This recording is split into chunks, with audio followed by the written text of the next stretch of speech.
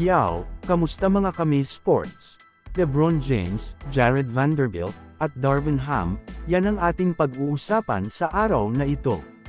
Bago nga mag-umpisa ang regular season sa NBA, ay naglabas nga ng NBA rankings ang ESPN, na kung saan ang number 1 player nga ngayong season ay walang iba kundi si Giannis Antetokounmpo.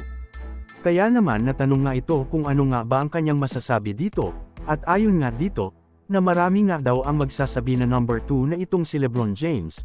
Subalit yung iba naman daw katulad niya ay sasabihing number 1 pa rin si LeBron James, dahil patuloy pa nga rin daw itong nagdo-dominate sa NBA. Nakita naman natin sa naging laban nga ng Lakers at Nuggets, ay ipinakita nga ni LeBron James na hindi pa rin siya nawawala sa kanyang prime, dahil kahit nga natalo sila dito, ay nakapagdala pa rin ito ng 21 points, 8 rebounds, at 5 assists sa loob ng 29 minutes, na talagang masasabi natin na hindi pa rin talaga ito kumukupas. Ano ang masasabi mo dito? Mag-comment lang. Samantala ako naman tayo sa sumunod na balita na kung saan, hindi nga nakapaglaro kanina para sa Los Angeles Lakers itong si Jared Vanderbilt na nagtamo ng injury sa free season, kaya naman hindi nga 100% ang Lakers sa pag-uumpisa ng regular season. Alam naman nating lahat na sobrang laki nga ng kayang maiambag nitong si Jared Vanderbilt pagdating sa depensa.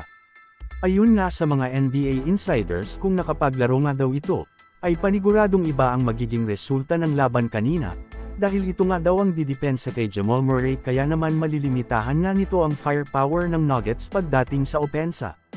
Ano ang masasabi mo dito? Mag-comment lang. Samantala ako naman tayo sa sumunod na balita na kung saan, marami nga ang nagtataka kung bakit nga ba hindi binababad ng Lakers head coach itong si LeBron James. Kaya naman trending ang inilabas na balita ng mga NBA insiders na kung saan, confirm na nga na hindi na masyadong mabababad itong si LeBron James sa kada games ng Lakers, dahil ayon nga sa report na limited sa 28 to 30 minutes per game na lamang ang lalaruin nito. Ano ang masasabi mo dito? Sang-ayon ka ba sa move na ito ng Lakers? Mag-comment lang. So, ayon laman ang ating mabilisang balita sa araw na ito, sana ay nag-enjoy ka. Huwag mo na ding kalimutang mag-subscribe bilang pagsuporta sa ating YouTube channel. Maraming salamat po.